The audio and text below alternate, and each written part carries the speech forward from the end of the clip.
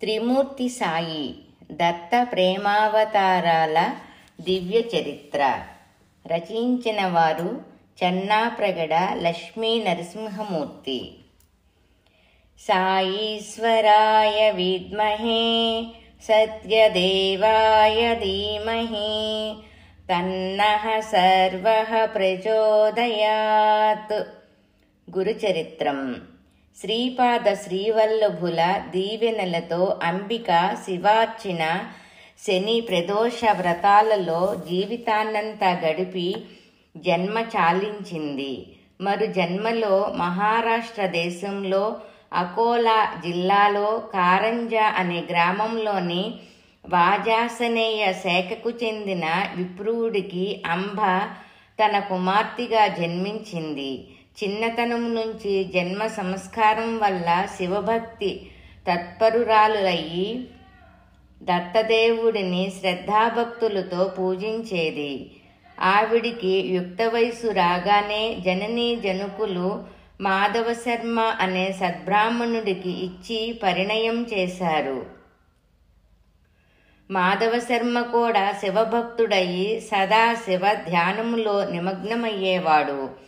ఈ విధంగా భార్యాభర్తలు ఇద్దరూ అన్యోన్యంగా శివపూజ, శని ప్రదోష పూజ, శని త్రయోదశి పూజలలో కాలం గడిపేవారు. అతిథి అభాగ్యుతులను సదా సేవించుకునేవారు. చాలా సంవత్సరముల తర్వాత అంబ గర్భం ధరించింది.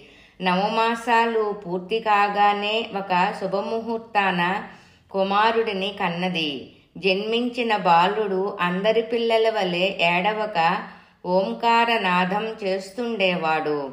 అందరూ ఈ విడ్డూరానికి విస్తుపోయారు. బాలుడు జాతకం చూచి దైవజ్ఞులు పరమ ఆశ్చర్యపరులైనారు. మాధవశర్మ గారు, మీ కుమారుడు సాక్షాత్తు భగవంతుడే, దత్త గురువులే, సర్వ భక్త బృందాన్ని పాలించడానికి అవతరించిన శివకేశవులే, విశ్వగురువుగా ప్రసిద్ధగాంచగలడు. చిన్నతనంలోనే ప్రాపంచిక సంబంధం త్యజించి సన్యాసాశ్రమం స్వీకరిస్తాడు. సన్యాస దీక్షకు మహోన్నత కీర్తిని కలిగిస్తాడు. గురుభక్తిని వేనోళ్ల చాటి గురువే త్రిమూర్తులని ప్రచారం చేసి గురు పరంపర ఆచారాన్ని ప్రచారం చేస్తాడు. వైదిక వర్ణ శ్రమ ధర్మాలకు పునర్జీవం ప్రసాదిస్తాడు. ఈ పిల్లవాడిని కన్నందుకు మీ దంపతులకు అఖండ యశస్సు, సర్వ సౌఖ్యాలు లభించి చివరికి సాయుధ్యం కూడా పొందగలరని అభినందించారు. చిరంజీవికి శ్యాల గ్రామదేవ అని నామకరణం చేసిన అందరూ నరహరి అని సంబోధించేవారు. నరుల సకల పాప తాపాలను హరించి వేయ సమర్థత కలవాడని, మున్ముందు తాను లక్ష్మీ నరసింహస్వామి అవతారమని చాటపోతున్నారని ఈ విధంగా తెలియకుండానే చెప్పినట్లయింది. బాలుడు నరహరి పెరిగి పెద్దవాడవుతున్నా మాట్లాడకపోవటంతో తల్లిదండ్రులు ఆందోళన పడసాగారు. పిల్లవాడు చెవిటివాడు కాడు, మోగవాడా అంటే అది కాదు. అన్ని శబ్దాలను వింటున్నట్టు గ్రహించేవాడు. తనకు బ్రహ్మోపదేశం కలిగించమని తక్షణమే తాను మాట్లాడతానని సైగల ద్వారా తెలియచేశాడు. తల్లిదండ్రులు అత్యంత వైభవంగా నరహరి ఉపనయన కార్యక్రమం జరిపించారు. ముండనమయ్యి పసుపు దీక్షా వస్త్రాలు ధరించి ఔదంబర దండం చేతబూని జింక చర్మాన్ని చంకలో పెట్టుకున్నాడు. బ్రహ్మోపదేశం జరిగి మాతృభిక్షకై నరహరి తల్లి దగ్గరకు వెళ్ళి మొదటిసారిగా కంఠం విప్పి భవతి భిక్షాం దేహి అని పలికాడు. తల్లి ఆనందంతో మొదటి భిక్ష ఇస్తూ ఋగ్వేదం పఠించు అన్నది. వెంటనే నరహరి అగ్ని మీలే పురోహితం అని ఋగ్వేదం పఠించాడు. తల్లి రెండవసారి భిక్ష వేస్తూ యజుర్వేదం పఠించమన్నది. ఈషేత్వ అంటూ యజుర్వేదం కుమారుడు చదివాడు. అంబ మూడవసారి భిక్ష వేస్తూ సామవేదం చదువు అన్నది. తక్షణం అగ్ని ఆయిహి అని వటువు సామవేదం గానం చేశాడు. తర్వాత 4వ వేదం అధర్వణ వేదం కూడా వల్లెవేశాడు. అందరూ ఇన్నేళ్లకు బాలుడు మాట్లాడుతున్నాడని సంతోషం చెందారు. తండ్రి దగ్గరకు వచ్చి భవాన్ భిక్షాం దదాతు అని వటువు యాచించాడు. తండ్రి కూడా భిక్ష వేసి సన్మార్గములో ఆచరించమని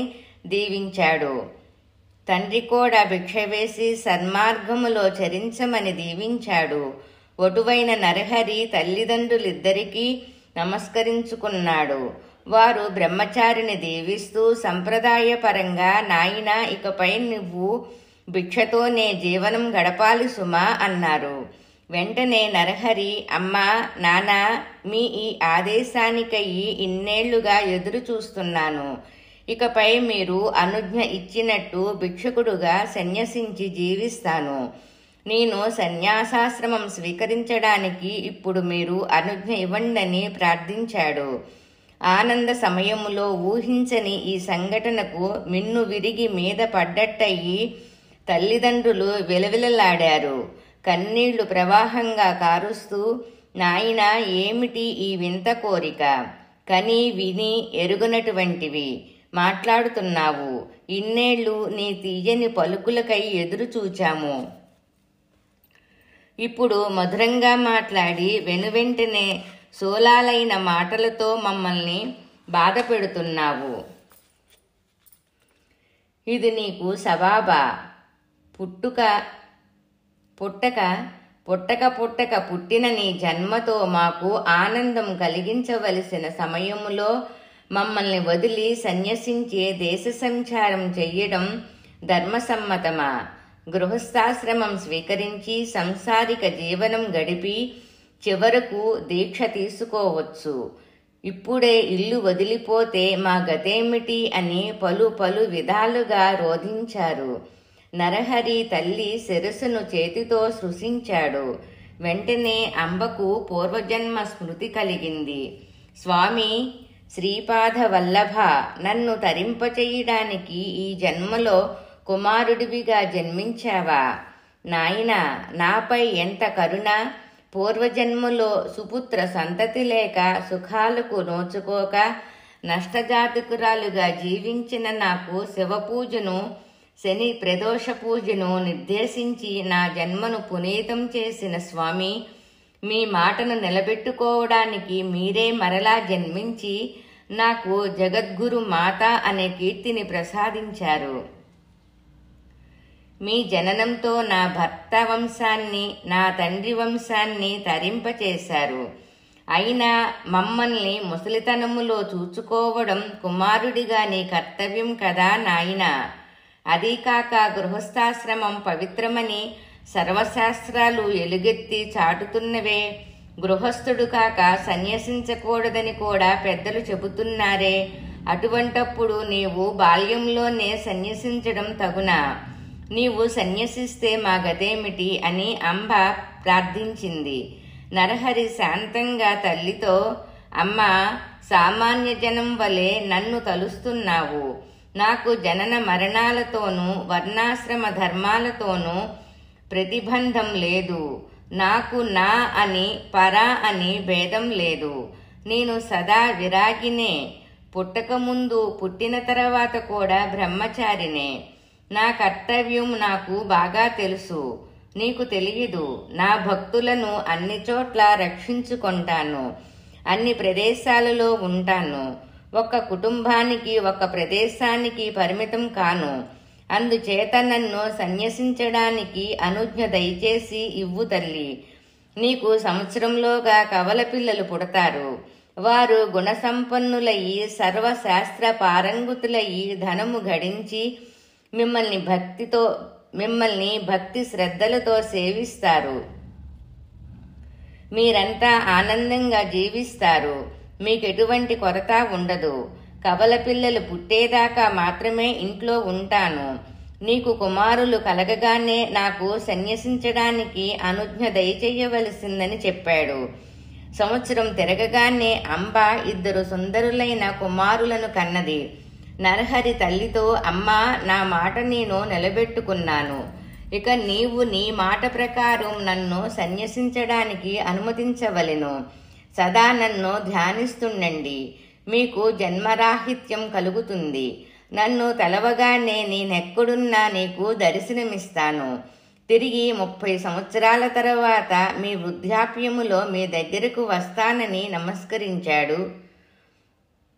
మాధవశర్మ అంబ మనస్ఫూర్తిగా తనయుడిని సన్యసించడానికి అనుమతిచ్చారు. నరహరి కౌపీనం ధరించి చేత దండం పట్టి తల్లిదండ్రులను వీడ్కొని దేశాటనికే బయలుదేరాడు. బాలుడి మహోగ్ర నిర్ణయానికి ప్రజలందరూ ఆశ్చర్యచకితులైనారు. అనేక విధాలుగా బాల బ్రహ్మచారిని స్తుతించారు. ఇతడు సామాన్య బాలుడు కాదు, సాక్షాత్తు బాలశంకరుడే. అజ్ఞాన సంసార కూపములో చిక్కుకొని కొట్టుమిట్టాడుతున్న ప్రజానికాన్ని ప్రేమ జ్ఞానాలతో తట్టి లేపడానికి అవతరించిన దత్తదేవులే ఈ బాలుడు. కొడిగట్టుకొని పోయిన వర్ణాశ్రమ ధర్మాలను రక్షించడానికి కంకణం కట్టుకున్న మన్వాది ఋషి కుమారుడే ఇతడు. సరి అయిన ప్రోత్సాహం లేక శక్తిహీనమయ్యి హాస్యాస్పందంగా మారిన సన్యాసాశ్రమాన్ని తిరిగి శక్తివంతం చేసి పూర్వకాల గౌరవ ప్రతిష్టను పొందే విధంగా తీర్చిదిద్దడానికయ్యి జన్మించిన భగవంతుడే ఇతడని ప్రశంసించారు. నరహరి ఉత్తరదేశ యాత్ర చేస్తూ వారణాసి నగరం దర్శించారు. నరహరి పుణ్యనది గంగలో త్రికాలాల్లో స్నానమాచరించి విశ్వనాథుడిని దర్శించుకొని మణికర్ణిక ఘట్టంలో ధ్యానంలో కూర్చునేవారు. సతతం యోగదీక్షతో ఉంటూ బాలుడైనప్పటికీ మహాయోగుల వలె తీక్షణంగా తపస్సు చేసుకుంటున్న నరహరిని చూచి వృద్ధులైన తపోధనులు కూడా ఆశ్చర్యపోయారు. ఇతను సామాన్య యువకుడు కాదు, సాక్షాత్తు యోగిరాజు సదాశివుడే. జీర్ణావస్థలో ఉన్న సన్యాసాశ్రమాన్ని ఉద్ధరించడానికి అవతరించిన ఆదిశంకరులే వీరు. బాల్యంలోనే అచంచలమైన వైరాగ్యాన్ని కలిగిన ఇతను బహుశా వ్యాసపుత్రులు సుఖ మహర్షులేమో అని సాధుకులందరూ నరహరి దీక్షకు సంతసించి ఆయనను శ్లాఘించారు. ఆ వృద్ధ మహాత్ములలో కృష్ణ సరస్వతులనే యతీంద్రులు ఒకరు. నరహరి అంటే మిక్కిలి ప్రేమ గౌరవంతో ఉండేవారు. తాము వయసులో పెద్దవారైనప్పటికీ యువకుడైన నరహరికి నమస్కరించేవారు. తన శిష్యులను కూడా నరహరికి నమస్కరించమని ఆదేశించేవారు. ఒకసారి కృష్ణ సరస్వతి తన శిష్యులను పిలిచి నరహరి దగ్గరకు వెళ్ళి ఈ విధంగా చెప్పమని ఆదేశించారు. వారు కూడా గురువు ఆదేశించినట్టు నరహరి దగ్గరకు వెళ్ళి, ఓ యతిరాజా, మీరు సామాన్య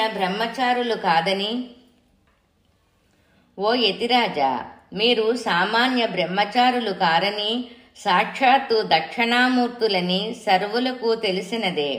మీరు సనాతన ధర్మాన్ని ఉద్ధరించవచ్చిన బాదరాయునులే. ఆదిశంకరులచే పటిష్టం చేయబడిన సన్యాసాశ్రమం నేడు క్షీణదశకు చేరుకొని దూర్తులైన వారి సంపర్కంచే అవమానం అపకీర్తికి చోటు చేసుకుంది. తిరిగి తమలాంటి మహాత్ములు క్రమ సన్యాస దీక్షను స్వీకరించి సన్మార్గ ప్రధానమైన సన్యాస మార్గానికి ప్రాణం పోసి లోకములో సకల ధర్మాలను నెలకొల్పాలని ఇక్కడి తాపసులందరి ప్రార్థన.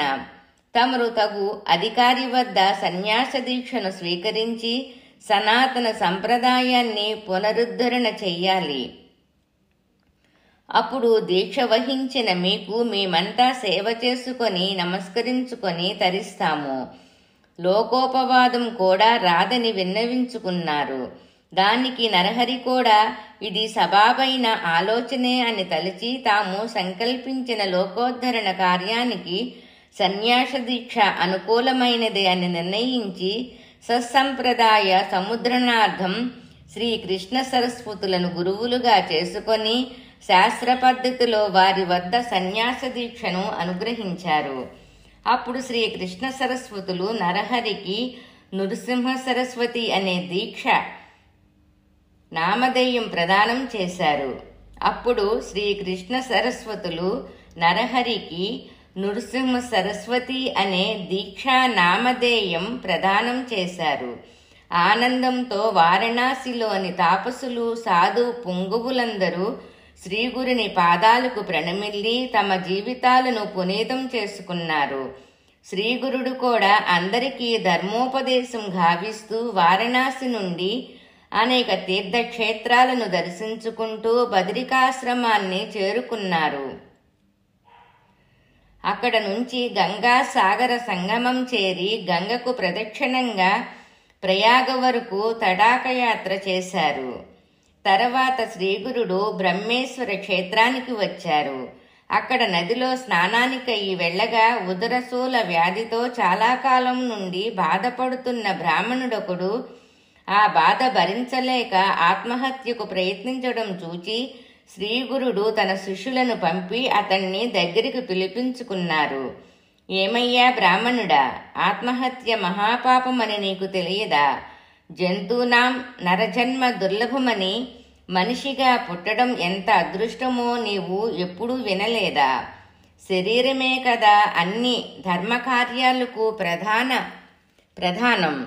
శరీర మాధ్యం ఖలు ధర్మ సాధనమని వేదాలు ఘోషిస్తుంటే అటువంటి దేహాన్ని త్యాగం చేస్తున్నావే, ఏమిటి విశేషం అని శ్రీగురుడు ప్రేమతో ఆ బ్రాహ్మణుడిని ప్రశ్నించారు. దానికి అతడు, స్వామిని, నాదొక దుఃఖమయ కథ. నేను భుజించి 4 రోజుల పైన అయ్యింది. చాలా ఆకలిగా ఉండి ఒక్క ముద్ద అన్నం తిన్నా అత్యంత తీవ్రమైన కడుపు నొప్పుతో బాధపడుతున్నాను. ఏ వైద్యము, ఎటువంటి ఔషధము గుణాన్ని కలిగించలేకపోయాయి. సతతం ఆకలితోనూ ఉదరశూలతోనూ యాతన పడుతూ బ్రతుకుతున్నాను. ఎన్నాళ్ళని ఈ నిరంతర వేదన అనుభవించటం? మరణిస్తే ఇంతటితో ఈ వేదన అంతమవుతుందనే ఆశతో గోదావరిలో దూకి ప్రాణత్యాగం చేయబూనాను అని విన్నవించుకున్నాడు. అప్పుడు శ్రీగురుడు కరుణతో తొణికిసలాడుతూ, నాయనా, ఈనాటితో నీ దుష్ట కర్మఫలం ముగిసింది. నీకు ఇష్టమైన భోజనం తృప్తి కలిగేలా భుజించు. నీ ఉదరశూల ఇకపై ఉండదు. మృష్టాన్నమే నీకు ఇప్పుడు మంచి ఔషధమని చెప్పారు.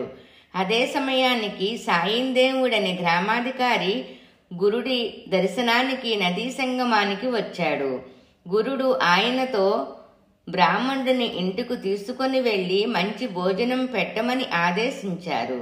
స్వామి తమ దర్శనంతో ఎన్నో జన్మల పాప పరిహారమవుతుంది. అది మా భాగ్యం. తమరు శిష్యులందరితో పాటు మా గృహానికి వచ్చి మా భిక్షను స్వీకరించి మమ్మల్ని కృతార్థులను చెయ్యండి అని ప్రార్థించాడు. గురుడు కూడా ప్రేమాభిమానాలతో వాని కోరికను అంగీకరించి శిష్య బృందంతోనూ బ్రాహ్మణుడితోనూ సాయిందేవుడి ఇంట భిక్ష తీసుకున్నారు. బ్రాహ్మణుడు గురుడి సన్నిధిలో చాలా కాలం తర్వాత నిర్భయంగా మృష్టాన్నం మనసు తీరా భుజించాడు. అటుపై అతడికి మరెప్పుడూ కడుపు నొప్పి రాలేదు.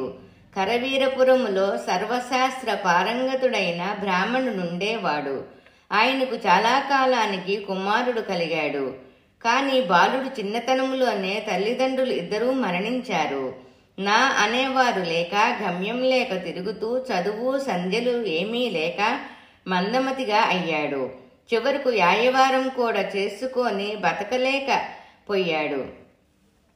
అందరూ వాడిని చూచి అవహేళన చేస్తూ, నీవు బ్రాహ్మణుడివై పుట్టి గాయత్రి కూడా చెయ్యలేకపోవడం పాపం చేసుకోవడం వలనే, బిచ్చంగోడ సంపాదించలేని నీవు బ్రతికి ఎవరిని ఉద్ధరించాలి అని చేదరించుకునేవారు. దానితో విరక్తి చెంది ఆ యువకుడు కృష్ణానదికి తూర్పున ఉన్న భువనేశ్వరీదేవి ఆలయానికి వెళ్లి దేవి ముందు సాష్టాంగపడి తనకు దర్శనమిచ్చి కరుణించుకుంటే ప్రాణత్యాగం చేస్తానని భీష్మించుకొని కూర్చున్నాడు. 3 రోజులైనా దేవి సాక్షాత్కరించలేదు. వాడు తన నాలుకను కోసి దేవి పాదాల దగ్గర పెట్టి తల్లి, నీవు రేపటిలోగా కరుణించకపోతే నా తలను నరికి నీకు అర్పణ చేస్తానని ప్రతిన పూనాడు. ఆనాటి రాత్రి అమ్మవారు వాడి కలలో కనిపించి, నాయనా, శ్రీగురుడు కృష్ణానది పంచమ తీరాన మేడు చెట్టు నీడలో ధ్యానంలో ఉన్నారు. ఆయనే నిన్ను రక్షించి నీ కోరిక తీర్చగలరు. అక్కడకు వెళ్ళు అని ఆదేశమిచ్చింది. వాడు వెంటనే నిద్రలేచి గురుడు దగ్గరకు బయలుదేరాడు. గురుస్వామిని చేరుకొని వారికి సాష్టాంగ ప్రణాపాతం చేసి తన దీన వృత్తాంతాన్ని మనసులోనే చెప్పుకొని తన్ను ఆదుకోమని ప్రార్థించాడు.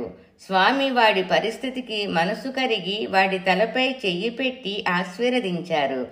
తక్షణం వాడికి తిరిగి నాలుక వచ్చింది. అంతేకాదు, సకల శాస్త్ర పారంగతుడైనాడు.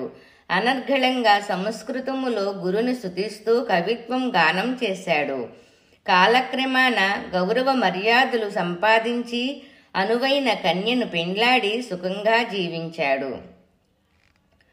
శ్రీగురుడు భక్తులను ఉద్ధరిస్తూ జనులను సన్మార్గములో నడిపిస్తూ కృష్ణానదీ తీరంలోని తీర్థక్షేత్రాలను సందర్శించారు. అక్కడ నుండి నరసోబావాడి అనే తీర్థానికి వెళ్ళారు. అది పంచ నదులైన శివ, భద్ర, భోగవతి, కుంభి, సరస్వతులు ఒక్కటయ్యి కృష్ణా నదిలో కలిసే సంగమంలో ఉంది. శ్రీగురుడు అక్కడ తపస్సు చేసుకుంటూ 12 సంవత్సరాలు గుప్తంగా గడిపారు. తర్వాత తమ దివ్యత్వం ప్రకటించారు. దగ్గరలో ఉన్న అమరపురం అనే గ్రామం నుండి భక్తులు రాసాగారు. ఆ గ్రామములో అమరేశ్వరుడనే శివుడు ఆలయం ఉంది. ఆ దేవుడిని 64 మంది యోగినులు సేవించుకుంటున్నారు. గురుడు తరచూ ఆ గ్రామానికి భిక్షకై వెళ్లేవారు. ధనవంతులను వర్జించి పేదలైన సజ్జనుల ఇండ్లల్లో భిక్ష చేసేవారు. ఆ గ్రామములో ఒక నిరుపేద శాంతపరుడైన బ్రాహ్మణుడుండేవాడు. ఆయన పండితుడు కాకపోవడం వలన యాయివారం మీదనే జీవనం గడిపేవాడు. వచ్చిన కొద్దో గొప్పో దానితో సంతృప్తిగా భార్య, కుమారుడు, కుమార్తెలతో జీవిస్తున్నాడు. తనకు అయినంతగా అతిథి అభాగ్యుతులను ఆహ్వానించి సేవించేవాడు. ఆయన ఇంటి ముందు తమ్మపాదు ఒకటి ఉంది. ఎప్పుడైనా భుక్తికి ధాన్యం చిక్కకపోతే కుటుంబీకులందరూ ఆ తమ్మకాయలనే వండుకొని తినేవారు. ఒకసారి గురుడు ఆ బ్రాహ్మణుడి ఇంటికి భిక్షకై వెళ్లారు. ఆ రోజు యాయివారములో ఏమీ దొరకకపోవడంతో ఆ ఇల్లాలు గురుడికి తమ్మకాయలనే వండి దానినే భోజనంగా వడ్డించింది. స్వామి కూడా సంతోషంగా భుజించి ఇంటిల్లపాదిని దీవించి బయటకు వస్తూ ఇంటి ముందున్న విరగగాసిన తమ్మపాదును సమూలంగా పెరికివేసి నేటితో మీకు దారిద్ర్యం పూర్తిగా తొలగిపోతుంది, ఆనందంగా ఉండండని చెప్పి వెళ్ళిపోయారు. అది చూచి ఆ గృహస్థుడు, అయ్యో ప్రభు, ఉన్న ఒక్క ఆధారాన్ని కూడా త్రుంచివేశారే, మేమేమి అపరాధం చేశాము అని దుఃఖించాడు. ఈశ్వరేచ్ఛ లేనిదే చీమైనా కొట్టదు కదా. అటువంటిది గురుడే ఇట్లా చేశారంటే అది మనందరికీ మంచిదే అయి ఉండాలి. ఈ పాదు ఇక్కడ ఉండకూడదు కాబోలు. అందుకే గురుడు పీకివేశారు అనుకొని ఆ స్థలాన్ని శుభ్రం చేయసాగాడు. ఆ సమయంలో గుణపానికి కంగుమని తగిలింది. తవ్వి చూడగా లంకెబిందెలు నిండా బంగారు నాణాలు దొరికాయి. ఆ కుటుంబం సంతోషంతో గురుడికి కృతజ్ఞతలు చెప్పుకున్నారు. శ్రీగురుడు నరసోబావాడిలో ఉండి భక్తులకు ఆనందం ప్రసాదిస్తున్న కాలంలో అమరేశ్వరుడి సన్నిధిలో 64 మంది యోగినులు మధ్యాహ్న సమయములో ఉదంబర వృక్షఛాయిలో ధ్యానమగ్నులైన శ్రీగురుని దర్శించి వారిని తమ ఆశ్రమానికి ఆహ్వానించి పాదసేవ చేసుకుని భిక్ష ఇవ్వసాగారు. గురుడు భిక్ష స్వీకరించి తిరిగి వచ్చి తమ స్థానములో కూర్చుండిపోయేవారు. భిక్షకై శ్రీగురులు తమ గ్రామానికి రాకపోవడంతో గ్రామవాసులందరూ ఆశ్చర్యపోయారు. గురుడు ఏ విధంగా నిరాహారిగా అడవిలో ఉంటున్నారో చూడాలని ఒక రైతును కాపలా పెట్టారు. వాడు శ్రీగురులను యోగినులు సేవించడం చూచాడు. అదే సమయములో గురుడు కూడా వాడిని చూచారు. అంతే, యోగినులు వెంటనే అదృశ్యమయ్యారు. జరిగిన దానికి ఆ రైతు శ్రీగురుడి పాదాలపై పడి తన తప్పిదాన్ని క్షమించమని యాచించాడు. గురుడు వాడిని క్షమించి ఇకపై ఇటు రాకూడదు, నీవు సుఖంగా ఉంటావని దీవించారు. కొద్ది రోజుల తర్వాత ఆ రైతుకు భూమిలో నిధి దొరికింది. దానితో అతడు సంపన్నుడయి సుఖించాడు. అప్పుడప్పుడు గురుడి సన్నిధికి వచ్చి సేవించుకునేవాడు. ఒకసారి వాడు, స్వామి, అందరూ కాశీ, ప్రయాగ, రామేశ్వరం మొదలైన క్షేత్రాలకు యాత్రకు వెళ్ళి ధన్యులవుతారు కదా, నాకు ఆ అదృష్టం లేదు. నాకు మీరే అన్ని తీర్థాలు, క్షేత్రాలు అని ఊరుకుండిపోయాడు. శ్రీగురుడు వాడి మనసులోని కోరికను గ్రహించి, ఏరా, నీకు కాశీ, ప్రయాగ, రామేశ్వరాలు చూడాలని ఉంది కదా, నీకు ఇప్పుడే ఆ 3 క్షేత్రాలను చూపిస్తాను అంటూ వాడిని తమ పాదుకులను గట్టిగా పట్టుకొని కళ్ళు మూసుకోమన్నారు. వాడు అట్లా చెయ్యగా మరు నిమిషములో గురుడు వాడికి ప్రయాగ దర్శనం చేయించి మధ్యాహ్నానికి కాశీ చేర్చి గంగస్నానం చేయించారు. కాశీ విశ్వనాథుడు దర్శనం కూడా చేయించారు. సాయంకాలానికి రామేశ్వరం చేర్చి సముద్ర స్నానం చేయించి రామలింగ దర్శనం చేయించారు. సూర్యాస్త సమయానికి తిరిగి సంగమం చేర్చారు. ఈ విధంగా శ్రీగురుడు లౌకిక ఆముష్మికాలను భక్తులకు ప్రదానం చేసేవారు. సంగమములో చాలా ఏళ్లు ఉన్న తర్వాత భీమా, అమరజా నదుల సంగమంలో ఉన్న గంధర్వపురానికి బయలుదేరారు. శ్రీగురుని యందు అచంచల భక్తి ఉంటే అన్ని దుఃఖాల నుండి ఆయన మనలను ఆదుకొని ఆనందం కలగచేస్తారు. చనిపోయిన వారిని కూడా ప్రాణం పోసి బతికిస్తారు. సిరోలా అనే ఊరిలో గంగాధరుడు, శాంతాదేవి అనే బ్రాహ్మణ దంపతులు ఉండేవారు. వారు భక్తి తత్పరులు, సదా సత్పురుషుల సేవలో నిరుతులయ్యేవారు. శాంతాదేవి మహాపతివ్రత. అయినా వారి దురదృష్టవశాన పుట్టిన సంతానమంతా నిలవకుండా చనిపోయేవారు. ఒక జ్యోతిష్యుని ప్రశ్నించగా ఆయన ఆవిడతో, తల్లి, నీవు పూర్వజన్మలో మహాపాపం చేశావు. ఒక బ్రాహ్మణుడి దగ్గర 100 రూపాయలు అప్పుగా తీసుకొని ఎన్నాళ్ళైనా తిరిగి ఇవ్వలేదు. అతడు అడిగి మనస్తాపంతో మరణించి భూతమై నిన్ను పీడిస్తున్నాడు. నీకు పుట్టిన బిడ్డలను భక్షిస్తున్నాడు. నీవు వాడి ఆత్మకు శాంతి కలిగించే విధంగా 100 మంది బ్రాహ్మణులకు సంతర్పణ చేసి 100 రూపాయలు దానం ఇస్తే ఇకపై వాడి బెడద ఉండదని చెప్పాడు. అయ్యో, నేను అంత ధనం ఇచ్చుకోలేను, అంతమందికి సంతర్పణ కూడా చెయ్యలేను. నాకు మరో సులభ మార్గం తెలియచేయండని ప్రార్థించింది. అమ్మా, నీ పరిస్థితి చూస్తే జాలి వేస్తోంది. ఒక్క శ్రీగురుడే నిన్ను రక్షించగలరు. వారికి మాత్రమే భిక్ష పెట్టి నీ శక్తి కొలది దానమిస్తే చాలు. శ్రీగురుడే నిన్ను బ్రాహ్మణ రుణము నుండి విముక్తురాలను చేస్తారు. కనుక నీవు ఆయన వద్దకు వెళ్ళి పూజించుకో అని సలహా ఇచ్చారు. గంగాధర, శాంత దంపతులు గంధర్వపురం చేరి నదీ సంగమములో స్నానమాచరించి భక్తితో ఉడుంబర వృక్షానికి ప్రదక్షిణం చేసి గురుడి ధ్యానంలో కూర్చున్నారు. 3వ నాడు ఆవిడ కలలో బ్రాహ్మణుడి భూతం కనబడి ఆవిడ మీదకు భయంకరంగా దూకబోతున్న సమయములో శ్రీగురుడు ప్రత్యక్షమయ్యి వాడిని దండించారు. తర్వాత శాంతను దీవించారు. ఆవిడ నిద్ర నుండి మేల్కొని కలలో కన్న దానిని స్మరించింది. సంతోషంతో దంపతులు ఇంకా భక్తితో గురుడిని ధ్యానిస్తూ రోజులు గడిపారు. మరికొన్ని రోజుల తర్వాత శాంతకు మరలా కలలో గురుడు కనిపించి, అమ్మా, నీ భక్తికి నేను సంతసించాను. నీ పాపాలన్నీ భస్మమయ్యాయి. ఈ 2 పండ్లు తీసుకో. నీకు 2 వేద విధులైన కుమారులు జన్మిస్తారు. సుఖశాంతులతో జీవించండి అని దీవించి పళ్ళు ఇచ్చి అదృశ్యమయ్యారు. శాంత కల నుండి లేచి చూచుకుంటే ప్రక్కన 2 పండ్లు ఉన్నాయి. ఆవిడ గురుడు ప్రసాదంగా వాటిని భుజించింది. కాలక్రమేణా ఆవిడకు 2 కుమారులు వెనువెంటనే కలిగారు. పెద్దవాడికి 7వ సంవత్సరం రాగానే ఉపనయనం చెయ్యాలని తల్లిదండ్రులు ఆలోచన చేశారు. బ్రహ్మోపదేశానికి ముందుగానే ఉన్నట్టుండి పిల్లవాడు చనిపోయాడు. శాంత దుఃఖానికి అంతే లేదు. శ్రీగురుడి దీవెనలపై అన్ని ఆశలు ఉంచుకున్నదే. గురుడు కూడా తనను ఇంతగా మోసం చేస్తారా? గురుడే ఇట్లా చేస్తే ఇక తమకు ఎవరు దిక్కు అని గుండెలు బాదుకుంటూ రోదించింది. ఊరివారందరూ ఆవిడ దుఃఖాన్ని తట్టుకోవడానికి తగిన విధంగా సముదాయించారు.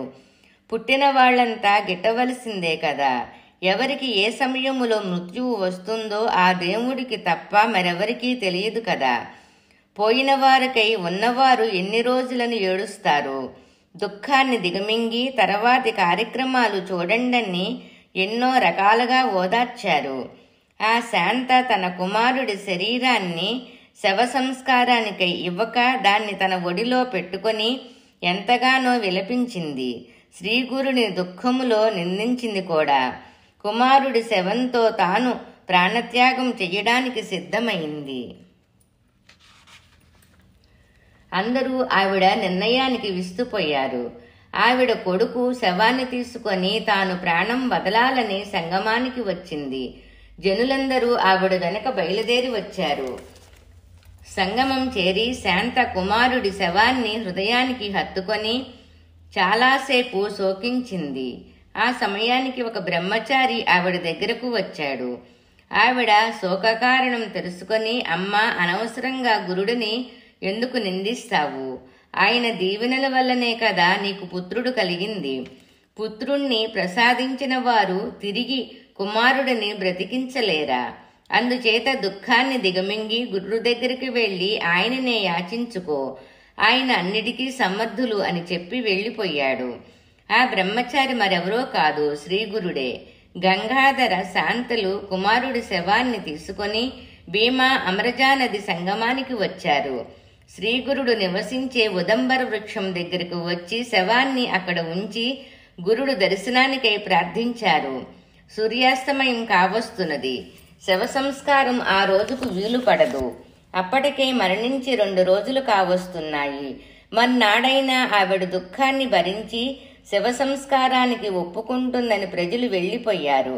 ఆ దంపతులు రాత్రంతా అడవిలో శవాన్ని పెట్టుకొని ఉదంబర వృక్షం కింద కూర్చొని గురుడిని 1000 విధాలా ప్రార్థించారు. పిల్లవాడు చనిపోయి అప్పుడే 3 రోజులవుతున్నాయి. ఇన్ని రోజులు ఏడ్చి ఏడ్చి ఆమె శోష వచ్చి మగతలోకి వెళ్లిపోయింది. బ్రహ్మ ముహూర్తములో ఆవిడకు కలలో శ్రీగురుడు దర్శనమిచ్చి, అమ్మా, నన్నెందుకు అనవసరంగా నిందిస్తావు? నీ కుమారుడికేమీ కాలేదు. చూడు, బాగా నిద్రపోతున్నాడు. నేను నిద్ర నుండి లేపుతాను చూడు అంటూ విభూతి నీ పిల్లవాడి శవం మీద వేసి వాడి నాసికారంధ్రంలోకి ఊపిరిని పోశారు. తర్వాత ఆమెతో, ఇకపై మీరంతా సుఖంగా ఉండండని దీవించి అదృశ్యమయ్యారు. శాంత కల నుండి మేలుకొని పిల్లవాడిని చూచింది. అప్పుడే వాడు నిద్ర నుండి లేస్తున్నట్టు లేచి, అమ్మా, ఆకలిగా ఉంది, అన్నం పెట్టమని అడిగాడు. తాను చూస్తున్నది కలో నిజమో ఆవిడకు అర్థం కాలేదు. నేనే అమ్మా, నిజంగా నాకు ఆకలిగా ఉంది అని మళ్ళీ అడిగాడు. కుమారుడు నిజంగా తిరిగి జీవించాడని శాంత, గంగాధరులు సంతోషంతో మునిగిపోయారు. పిల్లవాడి పిలుపుతో ఆవిడకు గుండెల్లో పాలు ఉబుకొచ్చాయి. కుమారుడిని ఒళ్ళోకి తీసుకొని తనివితీరా పాలు ఇచ్చింది. అంతలో సూర్యోదయం అయ్యింది. ఈ రోజైనా శవదహనం చెయ్యాలని ఊరి బ్రాహ్మణులు, జనులు ఉదంబర వృక్షం దగ్గరకు వచ్చారు. తిరిగి జీవించిన బాలుణ్ణి చూచి ఆశ్చర్యపోయారు. అంతా శ్రీగురుడి మహత్యం అని వేనోళ్లు గానం చేశారు. ఆ విధంగా శాంతను శ్రీగురుడు మొదట బ్రహ్మరాక్షసుడి భారీ నుండి రక్షించి సంతానం ప్రసాదించి తర్వాత మృత్యుముఖం నుండి కుమారుడిని తిరిగి తీసుకొని వచ్చారు. శ్రీగురుడి కృపకు పాత్రులైన వారు సర్వదా రక్షింపబడతారని ఇలా ఎన్నో మార్లు నిదర్శనమైంది. శ్రీగురుడు గంధర్వపురములో నివసించి సకల ధర్మాలను భక్తులకు ఉపదేశించేవారు. స్త్రీలకు స్త్రీధర్మాలు, పురుషులకు వృత్తి ఆశ్రమ ధర్మాలు ఉపదేశించేవారు. ఆర్తులను ఆదుకొని వారు కోరినవి ప్రసాదించేవారు. సామాన్యంగా ఇతిబాధలను తొలగించమనే భక్తులు కోరేవారు. భక్తులు అడగకనే శ్రీగురుడు చాలాసార్లు కష్టాలు తీర్చేవారు. ఆ ఊరిలో ఒక పేద బ్రాహ్మణుడుండేవాడు. అతని ఇంట్లో వట్టిపోయిన గేదె ఒకటి ఉంది. ఊరివారి వ్యవసాయ పనులకు ఆ గేదెను బాడుగుకు ఇచ్చి వచ్చిన దానితో జీవనం గడిపేవారు. ఎండాకాలంలో వ్యవసాయం పనులు లేక బాడుగ లేక పస్తులుండేవారు. ఆ దంపతులు ఒకసారి ధనవంతులను మాని శ్రీగురుడు ఆ బీద బ్రాహ్మణుడి ఇంటికి భిక్షకు వెళ్లారు. ఆ సమయములో అతడు లేడు. ఆనాడు ఆయనే భిక్షకు వెళ్ళాడు.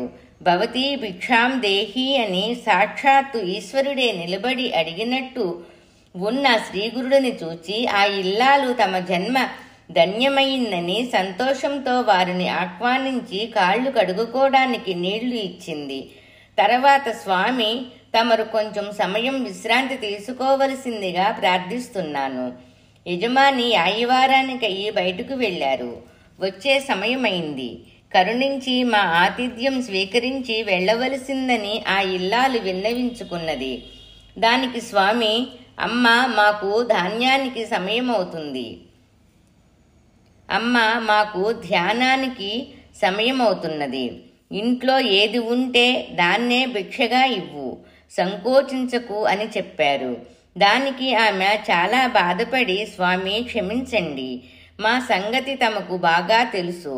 తమకు ఇవ్వడానికి ఇంట్లో ఏమీ లేదని చెప్పడానికి మేమెంత పాపం చేసుకున్నామో.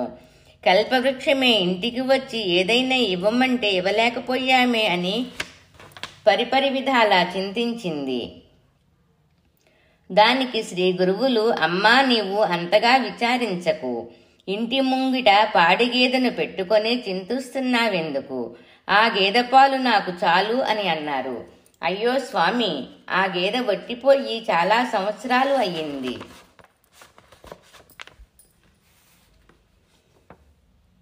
దాన్ని పంచములకు అమ్మటానికి మనస్కరించక మేమే బాడుగకు ఇచ్చి జీవిస్తూ దాన్ని చూచుకుంటున్నాము. అది ఎట్లా పాలు ఇస్తుంది అని చెప్పింది.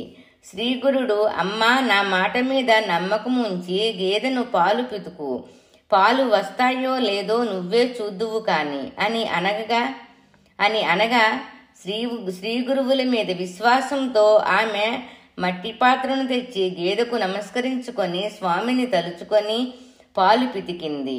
వట్టిపోయిన గేదె ఆశ్చర్యంగా సమృద్ధిగా పాలు ఇచ్చింది. ఇల్లాలు సంతోషంగా శ్రీ నరసింహ సరస్వతులకు పాలు కాచి భిక్షగా సమర్పించుకున్నది. అంతలోకి యాయవారానికి వెళ్లిన భర్త తిరిగి రాగా ఇంట్లో భిక్ష స్వీకరిస్తున్న గురుడిని చూచి సాష్టాంగ నమస్కారం చేసుకున్నాడు. జరిగిన విషయమంతా తెలుసుకొని వారికి తమ కృతజ్ఞతలు చెప్పుకున్నాడు. శ్రీగురుడు ఆ దంపతులను అష్టైశ్వర్యాలతోనూ పిల్లాపాపలతోనూ సుఖంగా ఉండండని దీవించి నదీ సంగమానికి వెళ్లారు. ఒకసారి గురుడు అహంకార మత్సరాలతో కన్ను మిన్ను కానక సనాతన వేద పండితులను సజ్జనులను అవమానించిన దుష్ట పండితులిద్దరికీ బుద్ధి చెప్పేందుకు దారిలో పోతున్న పంచముడి మీద విభూతి చల్లి వాడికి పూర్వజన్మ స్మృతి తెప్పించి వాడి చేత వేదాన్ని చెప్పించారు. మరొకసారి తమ ప్రభావం తెలిపేందుకు మహిషం చేత కూడా వేదం చెప్పించారు. పూర్వజన్మ స్మృతి వచ్చిన ఆ పంచముడు తాను పూర్వజన్మలో స్తోత్రీయ బ్రాహ్మణుడని కనుక ఇప్పుడు కూడా బ్రాహ్మణుడినని చెప్పి భార్యాబిడ్డలు వస్తే వారిని ఈసడించుకొని వారితో ఇంటికి వెళ్ళడానికి ఇష్టపడకపోతే గురుడు వాడి మీద నీళ్లు పోయించి విభూతి కడిగించి మరలా పూర్వజన్మ స్మృతి పొయ్యేటట్లు చేశారు. ఈ విధంగా గురుడు ఎన్నో లీలలు భక్తులను ఉద్ధరించడానికి చేశారు. త్రిమూర్తి సాయి దత్త ప్రేమావతారాల దివ్య చరిత్ర 30వ పేజీ. గంధర్వపురంలోనే సోమనాథుడనే వేద పండితుడు సజ్జనుడు అయిన వృద్ధ బ్రాహ్మణుడు ఉండేవాడు. ఆయన భార్య గంగాబాయికి 60 ఏళ్ళు. ఇంతకాలమైన వారికి సంతానం కలగలేదు. ఇక తమ జన్మలు ఇంతే అనుకుని విచారంగా ఉండేవారు. శ్రీగురుడిని భక్తి ప్రవృత్తులతో నిరంతరం సేవించుకునేవారు. చాలా కాలం తర్వాత గురుడు గంగాబాయితో ఒకనాడు, అమ్మా, ఇన్నేళ్లుగా నన్ను భక్తితో పూజలు చేస్తున్నావు. నాకు చాలా తృప్తిగా ఉంది. అడిగినది కాదనక ప్రసాదిస్తాను, కోరుకో అని అన్నారు. ఆ ఇల్లాలు, స్వామి, ఇంతకాలానికి మా పాపాలు నశించాయి. అందుకే మాపై తమరి కరుణ కటాక్షాలు ప్రసరించాయి. 60 సంవత్సరాలు గొడ్రాలుగా నరకయాతన అనుభవించాను. పసివాళ్లను కని పెంచి ముద్దు చేసి ఆనందించే అదృష్టం లేక అందరి చేత అవమానించబడ్డాను. ఈ జన్మ ఇలా కడతేరనియ్యండి. వచ్చే జన్మలోనన్నా సంతానం ప్రసాదించి పుత్రవతి అయ్యే అదృష్టాన్ని కరుణించండని కన్నీళ్లతో వేడుకున్నది. శ్రీగురులు ఆవిడ నిష్కల్మషమైన భక్తికి సంతసించి, అమ్మ, వచ్చే జన్మదాకా ఎందుకు ఎదురు చూడడం? అదీకాక మేము ఇప్పుడిచ్చిన వరం వల్లే సంతానం కలిగారని చెప్పడానికవుతుందా? అందుచేత ఈ జన్మలోనే నీకు పుత్రుణ్ణి, కుమార్తెను ప్రసాదిస్తాను. ఆనందంగా తల్లి ప్రేమను అనుభవించమని దీవించారు. అక్కడ ఉన్నవారు గురుడు హాస్యం చేస్తున్నారని తలిచారు. 60 ఏళ్ల వృద్ధరాలు గర్భం ధరించి కనడం విననూ లేదు, కననూ లేదని పలు విధాలుగా మాట్లాడుకున్నారు. శ్రీగురుడు ఆవిడకు 2 పండ్లు ఇచ్చి అశ్వత్థ వృక్షానికి ప్రదక్షిణాలు చేసి, ప్రసాదంగా ఈ పండ్లు భుజించు, నీకు సంతానం కలుగుతుందని చెప్పి ఆ వృద్ధురాలిని పంపించారు. ఆమె శ్రీగురుడు ఆదేశించినట్లు చేసింది. ఆ మర్నాడే సూర్యోదయానికి ఆమె రజస్వాల అయ్యింది. త్వరలో గర్భం ధరించింది. 9 మాసాలు నిండి పండు లాంటి బాలుడిని ప్రసవించింది. బాలుడిని తీసుకొని స్వామి వద్దకు వెళ్లి వారి పాదాల దగ్గర వాడిని ఉంచి నమస్కరించుకున్నది. గురుడు వాత్సల్యముతో తల్లిని పిల్లవాడిని ఆశీర్వదించి, పుత్రవతి, వీడు కుమారుడే, ఆడబిడ్డ ఎక్కడా అని అడిగారు. పిల్లవాడికి నృసింహ అని పేరు పెట్టారు. తర్వాత సంవత్సరానికి ఆ వృద్ధురాలు మరలా గర్భం ధరించి ఆడబిడ్డను కన్నది. గురుడు ఆ బిడ్డకు సరస్వతి అని నామకరణం చేసి దీవించారు. కుమారుడు, కుమార్తె పెరిగి పెద్దవారయ్యి సకల సంపదలతో సుఖంగా పెళ్లిళ్లు చేసుకుని జీవించారు. గురువుపై విశ్వాసం, భక్తి సాధించలేనిదంటూ ఏమీ లేదు. భగవంతుడు కూడా సంకోచించి ఆదుకోవడంలో ఆలస్యం చేయవచ్చు. కానీ గురుడు భక్తుడు అడగకుండానే ముందుకు వచ్చి రక్షిస్తాడు. ఒకసారి నరహరి అనే కుష్ఠిరోగి గురుడి పాదాలపై పడి, తండ్రి, మీరు సాక్షాత్తు భగవంతులు. మీరు దర్శనం మాత్రంతోనే భక్తులను తరింపచేస్తున్నారు. ఏ జన్మలో ఘోర పాపాలు చేశానో, మహాత్ములను చులకన చేశానో, ఎవరు ముందు నుంచి అన్నం దూరంగా లాగేశానో, ఈనాడు ఈ వ్యాధితో అనుభవిస్తున్నాను. నరకమంటూ మరెక్కడో ఏదో లేదని తెలుసుకున్నాను. నా ముఖం కూడా చూడటానికి ఇంట్లో వాళ్లే అసహ్యపడుతున్నారు. నా బ్రతుకంతా ఇలా జీవించడానికి నాకు శక్తి లేదు. నేను ప్రాణత్యాగం చేసుకునేందుకు తమరు అనుజ్ఞ దయచెయ్యండని ప్రార్థించుకున్నాడు. గురుడు కరుణతో, నాయన, ఆత్మహత్య మహాపాపం కదా. మహాపాపం చేసి సంపాదించుకున్న ఈ వ్యాధి నుంచి తప్పించుకోవడానికి మరలా మరో పాపం చేస్తావా? చేసింది అనుభవించి మరలా పాపం చేయకుండా ఉండాలి. నీకు ఒక ఉపాయం చెబుతాను. దాని ప్రకారం చేస్తే ఈ నీ వ్యాధి నయమయ్యి సుఖంగా ఉండగలవు. ఇలా అంటుండగా అటుగానే ఒక కట్టెలు కొట్టుకునేవాడు వచ్చాడు. వాడి కట్టెల మోపులో మేడు చెట్టు కొమ్మ ఒకటి ఉంది. గురుడు వాటిని, ఆ కొమ్మను తమకు ఇవ్వమని చెప్పారు. వాడు అట్లాగే ఇచ్చాడు. అప్పుడు గురుడు నరహరికి ఆ మేడు కొమ్మను ఇచ్చి, నాయనా, దీన్ని సంగమానికి తీసుకుని వెళ్ళి తీరములో పాతిపెట్టి రోజు 3 పూటలా ప్రదక్షిణం చేసి 2 కుండలు నీళ్లు పోస్తుండు. ఎప్పుడైతే ఈ ఎండు కొమ్మ చిగురిస్తుందో ఆనాటితో నీ వ్యాధి అంతరించినట్లే అని చెప్పారు. నరహరి గురుడిపై అచంచలమైన భక్తితో నమస్కరించుకొని కొమ్మను తీసుకొని సంగమానికి వెళ్ళాడు. గురుడు ఆదేశించినట్టు ప్రతిరోజు చెయ్యసాగాడు. రోజులు, నెలలు, సంవత్సరాలు గడిచాయి. సడలని భక్తితో నరహరి రోజు మేడిమండకు నీరు పోస్తున్నాడు. ప్రజలందరూ అతడు మందమతి, గురుడు అలవోకగా చెప్పిన దాన్ని నిజమని నమ్మి ఎండుకొమ్మకు నీళ్లు పోస్తున్నాడు. ఎన్నేళ్లు నీరు పోసినా చిగురుస్తుందా అని నవ్వుకున్నారు. కాని నరహరి మాత్రం చలించక గురు ఆదేశాన్ని పాలించాడు. గురుడి శిష్యులు వారితో, స్వామి, వారు చెప్పింది నిజమనుకొని నరహరిని చిగురుస్తుందని ఎండుకట్టుకు రోజు నీళ్లు పోస్తున్నాడు. మీరైనా చెప్పండని కోరారు. గురుడు వారితో, భక్తుడికి పూర్ణ విశ్వాసం ఉండాలే కాని సాధ్యము కానిదంటూ ఏదీ లేదు. నిజంగా ఎండుకట్టె చిగురించవచ్చు అని చెప్పారు. ఒకరోజు శ్రీగురుడు సంగమంలో అటుగా వెళ్లారు. నరహరి గురుడికి పాదపద్మాలకు నదీ జలాలతో అభిషేకించి ప్రదక్షిణం చేసి సాష్టాంగ నమస్కారం చేసుకున్నాడు. గురుడు అతని భక్తి శ్రద్ధకు సంతోషించి తమ కమండలంలోని తీర్థాన్ని నరహరిపైన ఆ మేడి కొమ్మ మీద చిలకరించారు. వెంటనే ఆ ఎండుకట్టె చిగురించింది. దానితో పాటు నరహరి కుష్ఠవ్యాధి మాయమైంది.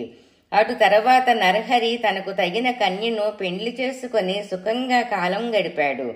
గురు భక్తితో సాధించలేనిదంటూ ఏదీ లేదు.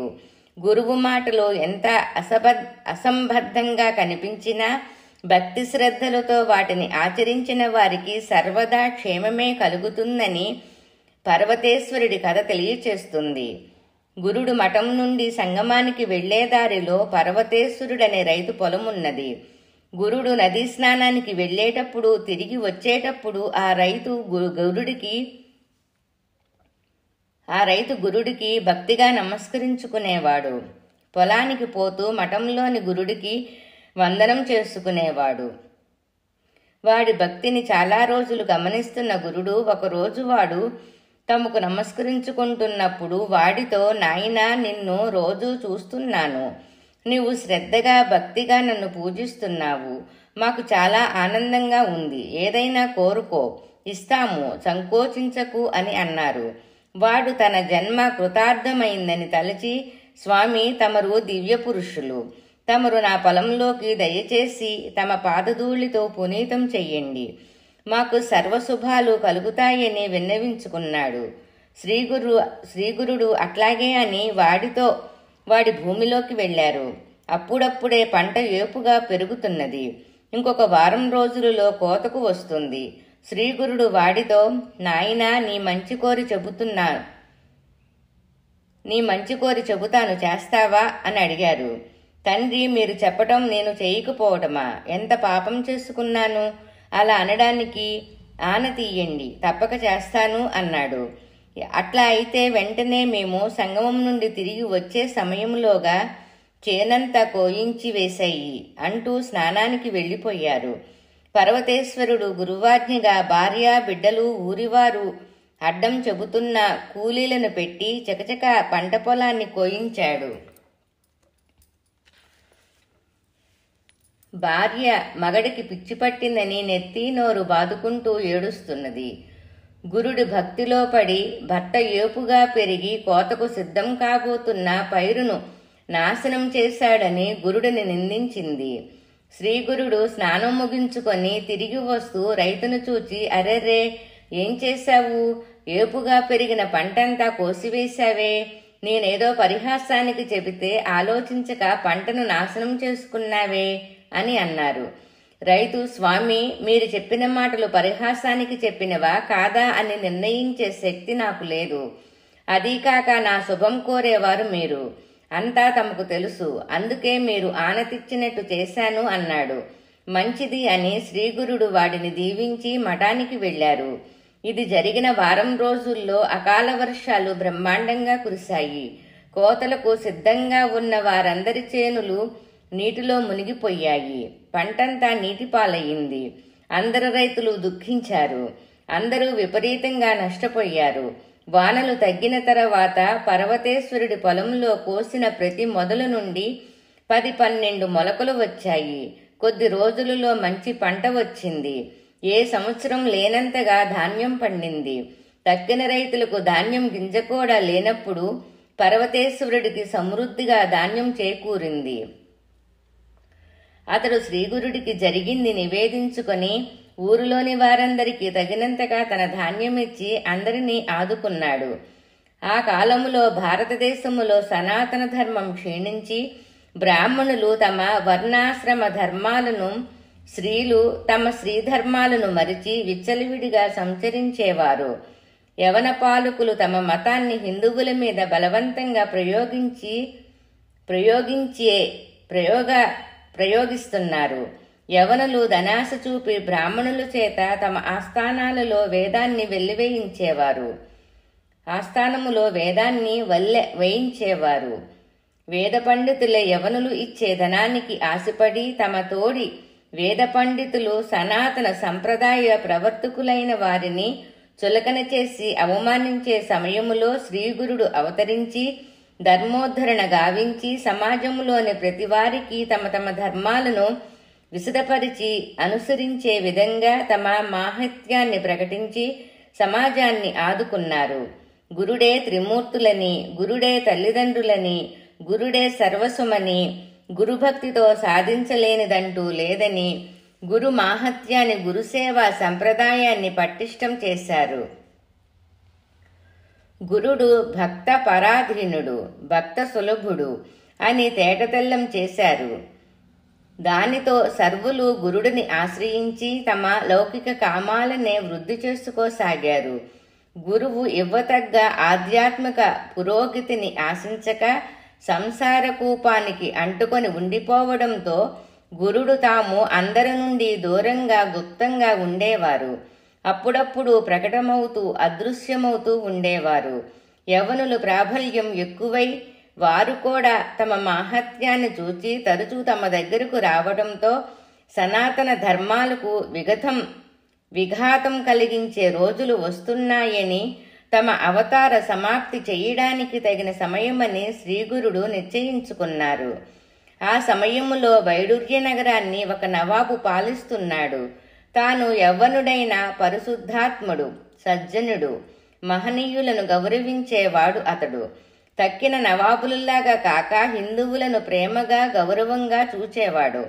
హిందువుల దేవతలను, దేవాలయాలను, వేద పండితులను పవిత్రంగా కొలిచేవాడు. ఇది చూచి యవనమత గురువులు రాజుతో, ప్రభు, మీరు చేస్తున్నది మన మతానికి అనుచితం.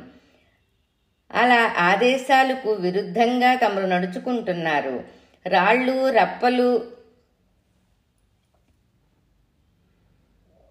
ఇది చూచి యవనమత గురువులు రాజుతో, ప్రభు, మీరు చేస్తున్నది మన మతానికి అనుచితం. అల్లా ఆదేశాలకు విరుద్ధంగా తమరు నడుచుకుంటున్నారు. రాళ్ళు రప్పలు, చెట్టు పట్టులు, బొమ్మలు, బూడిదలు పూజించే కాపరులు హిందువులతో మీరు సన్నిహితంగా ఉండటం, వారిని ప్రేమించటము ప్రభువులైన తమకు తగదని అనేక పర్యాయాలు చెప్పేవారు. దానికి ఆ నవాబు అంగీకరించక భారతీయ తత్వాన్ని, హిందూ మత ఔన్నత్యాన్ని తమ మత గురువులకు విశదీకరించి తెలియచేసేవాడు. అయినా యవనమత గురువులు అసహనంతో ఉండేవారు. విధివశాత్తు ఒకసారి ఆ నవాబుకు తొడపై రాచపుండు వచ్చి విపరీతంగా బాధ పెట్టింది. మహాకీర్తి ప్రతిష్ఠలున్న వైద్య శిఖామణులు కూడా చికిత్స చేసి రాజుకు నెమ్మది కలిగించలేకపోయారు. ఎటువంటి ఔషధాలు గుణాన్ని ఇవ్వలేకపోయాయి. బాధతో రాజు నిద్రాహారాలు మాని సదా అల్లానే తలుస్తూ దీనంగా ప్రార్థించుకునేవాడు. అతడి మత గురువులు ఇదంతా రాజుగారి హిందూ మతాభిమాన కారణంగానే సంప్రాప్తించిందని ప్రచారం చేశారు. తమ రాజును మరింతగా బాధ పెట్టారు. చివరకు ఆ నవాబు సద్బ్రాహ్మణుడు, దైవవేత్త అయిన ఒక పండితుడిని తమ మందిరానికి ఆహ్వానించి తమకు తరుణోపాయం చెప్పమని ప్రార్థించాడు. దానికి బ్రాహ్మణోత్తముడు, రాజా, మానవుడు చేసుకున్న పాపపుణ్యాలే వానిని తరిమి తరిమి బాధిస్తాయి. వాటి నుండి విముక్తి సాధ్యం కాదు. ఒక్క గురుభక్తే జన్మ జన్మల కర్మ ఫలితాన్ని భస్మీకరించి సుఖాన్ని ఇవ్వగలదు. సద్గురువును ఆశ్రయించి వారి పాదసేవ నిరుతుడయి పునీతమైనప్పుడే కష్టాలు కడతేరుతాయి. ప్రస్తుతం తమరు గాణ్గాపురములో అపరశంకరులుగా విడిది చేసి భూలోక కల్పలతగా భక్తాశ్రితుడైన శ్రీగురుడిని దర్శించి వారి అనుగ్రహానికి పాత్రులయ్యి మీ వ్యాధిని తొలగించుకొండని హితవు చెప్పాడు. రాజు సంతోషంతో ఆ బ్రాహ్మణుడిని తగిన విధంగా సన్మానించి రహస్యంగా కొద్దిపాటి సేవకులతో శ్రీగురు దర్శనార్థం గాణ్గాపురం చేరాడు. శ్రీగురుడిని వెతుకుతూ మఠానికి వెళ్ళాడు. ఆ సమయములో గురుడు సంగమానికి స్నానానికై వెళ్లారని తెలుసుకొని తాను త్వరగా అక్కడికి వెళ్ళాడు. సంగమములో కోటి సూర్యకాంతితో వెలిగిపోతున్న కరుణా స్వరూపుడైన శ్రీగురుడిని ప్రప్రథమంగా చూడగానే మనసు ఆనందంతో తేలికైపోయింది. ఏదో తెలియని స్మృతులు వెంటాడసాగాయి. త్వరగా పరిగెత్తబోయి శ్రీగురుడి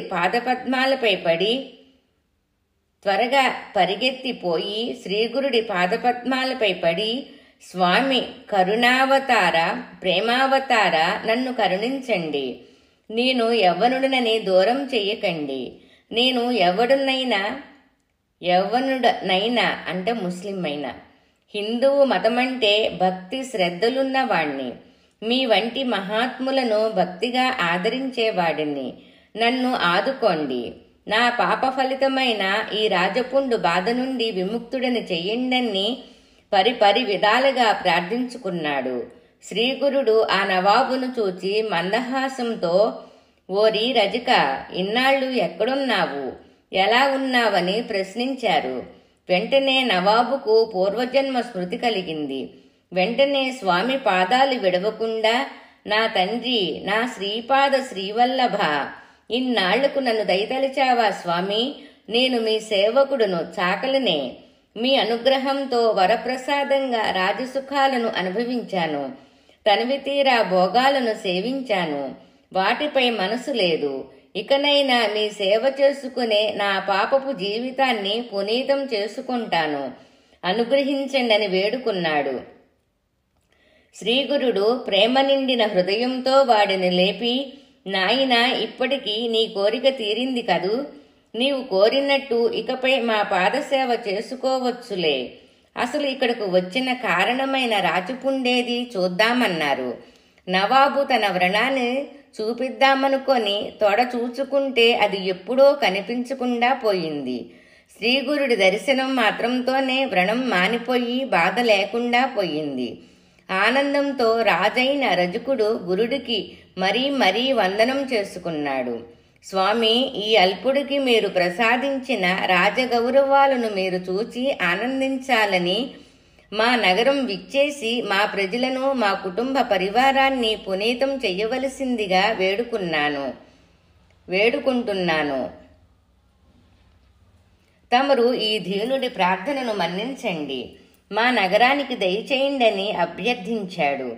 దానికి శ్రీగురుడు, మేము సన్యాసులము, మాకు రాజగౌరవాల, హిందువులమైన మేము మ్లేచ్చుల దివాణములో అడుగుపెట్టడమా అని ప్రశ్నించారు. యవనరాజు కరుణాసాగర, మీరు అంగీకరించకపోతే నేను ఇక్కడే ఉండిపోతాను, మీ సన్నిధిలో మరణిస్తాను అని ప్రతిజ్ఞ చేశాడు. శ్రీగురుడు అతని భక్తికి శ్రద్ధకు సంతసించి తమ అంగీకారం తెలియచేశారు. నవాబు సంతోషంగా శ్రీగురుడిని రాజపల్లకీలో కూర్చుండచేసి వారి పాదుకులను తన శిరస్సుపై పెట్టుకొని వారి వెనకగా నడవసాగాడు. ముందు రాజసేవకులు, సైన్యం బయలుదేరగా పల్లకీ కదిలింది. నవాబు శ్రీగురుడి ప్రక్కగా నడుస్తున్నాడు. శ్రీగురుడు మందహాసంతో, ఏరా, ఇట్లాగే నువ్వు నడిచి వస్తావా? ఇట్లా అయితే ఎన్నాళ్లు పడుతుంది మీ నగరం చేరడానికి? నువ్వు కూడా గుర్రం ఎక్కి బయలుదేరు, త్వరగా మీ నగరం చేరుకుందాం అన్నారు. నవాబు గురుడు ఆదేశంతో తాను గుర్రం ఎక్కి దారి తీస్తూ బయలుదేరాడు. కొంత దూరం వెళ్ళాక శ్రీగురుడు, నాయనా, నీతో మేం ప్రయాణం చేయటం మాకు కుదరదు, మా అనుష్ఠానానికి వీలు కాదు, అందుచేత మేము ముందుగా వెళ్తాము. నువ్వు నగరం చేరేటప్పటికీ మేము అక్కడ సిద్ధంగా ఉంటాము అని చెప్పి శ్రీగురుడు అదృశ్యమయ్యారు. మజిలీలు లేకుండా ప్రయాణం చేసి నవాబు వైడూర్యనగరం చేరి సర్వ రాజలాంఛనాలను నగర శివార్లలో సిద్ధం చేసుకున్నాడు. శ్రీగురుడు అప్పుడు దర్శనమిచ్చారు. వారిని ఏనుగు మీద అంబారి ఏర్పాటు చేసి ఆసీనులను చేసి మంగళ వాద్యాలతో నర్తకుల గాన నృత్యాలతో నగరం గుండా మహోత్సవంగా తీసుకుని వెళ్లి రాజప్రసాదం చేరారు. అక్కడ రాజకుటుంబీకులందరూ ఎదురేగి శ్రీగురుడిని ఆహ్వానించి రాజోచిత మర్యాదలతో పూజించారు. తర్వాత శ్రీవారిని రాజసింహాసనంపై కూర్చుండజేసి నవాబు స్వయంగా వింజామరతో విసరసాగాడు. ప్రజలందరూ తమ ప్రభువులే శ్రీగురులకు ఈ విధంగా సేవ చేయడం చూచి శ్రీగురుడిని ప్రశంసించసాగారు. నవాబు ఆతిథ్యాన్ని స్వీకరించి శ్రీగురుడు, నాయనా, నీ భక్తికి మేము సంతసించాము. ఇక మేము సంగమానికి వెళ్ళాలి. మా దీవెనలు నీకు ఎప్పుడూ ఉంటాయి అని చెప్పి అదృశ్యమయ్యి గాణ్గాపురం చేరుకున్నారు. శ్రీగురుడు యవనుడు. తమ దర్శనానికి రావడంతో రాబోయేది పితపకాలమని, ఈ విధంగా జరిగితే ప్రతి ఒక్కరూ తమ దర్శనానికి వచ్చి వరాలు అడుగుతారని, అది మంచిది కాదని, తమ అవతార సమాప్తి చెయ్యడానికి తగిన సమయమని తాము ఇకపై ఎవరికీ కనబడకుండా శ్రీశైలం వెళ్లదలుచుకున్నారు. శిష్యులనందరినీ సమావేశపరిచి, నాయనులారా, మేము ఇకపై ఈ గంధర్వపురం నుండి నిష్క్రమిస్తున్నాము. మేం ప్రత్యక్షంగా కనబడకపోయినా సర్వదా మా ఈ పాదుకులు మిమ్మల్ని రక్షిస్తుంటాయి. మా నివాసం ఇక్కడే నదీ సంగమములో ఔదంబర వృక్షఛాయలో ఎప్పుడూ ఉంటుంది. మా భక్తులను మేము ఆదుకుంటామని ఆశ్వాసమిచ్చి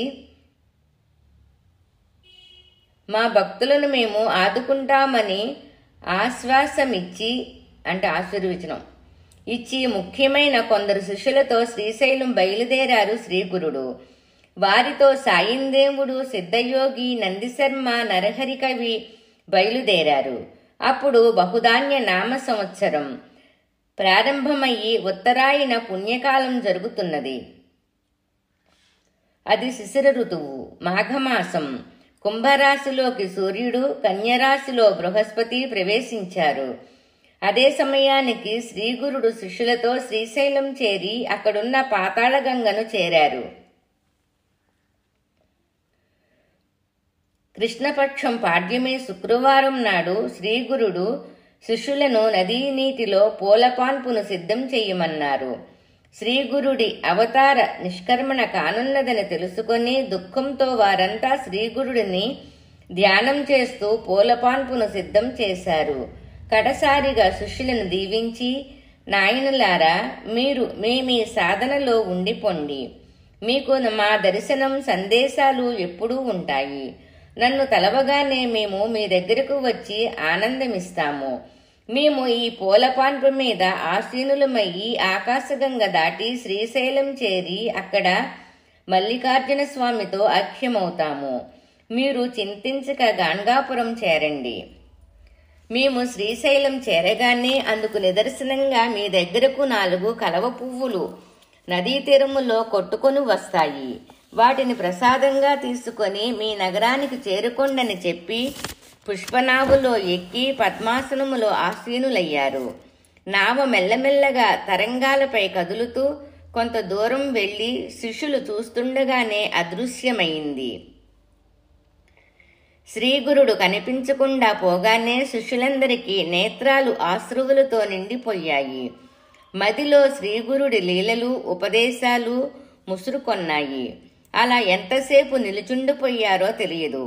ఎదురుగా కొందరు బెస్తవాళ్లు పడవల మీద వస్తూ, స్వాములు, మేము ఒక మహాత్ముని శ్రీశైల తీరంలో చూచాము. వారు పాదుకలను ధరించి ఉన్నారు. వారిని చూచినట్టు మీకు చెప్పమని మాకు చెప్పారు. త్వరలో మీకు ప్రసాదంగా కమల పుష్పాలు వస్తాయటని అంటుండగానే 4 పద్మాలు నీటిలో తేలుతూ అటు వచ్చాయి. బెస్తవాళ్లు నీళ్లల్లోకి దుమికి వాటిని తెచ్చి శిష్యులకు ఇచ్చారు. శ్రీగురుడు శ్రీశైలం చేరారని గుర్తుగా వచ్చిన ఆ పుష్పాలను 4 ఒక్కొక్కటి ప్రసాదంగా తీసుకున్నారు.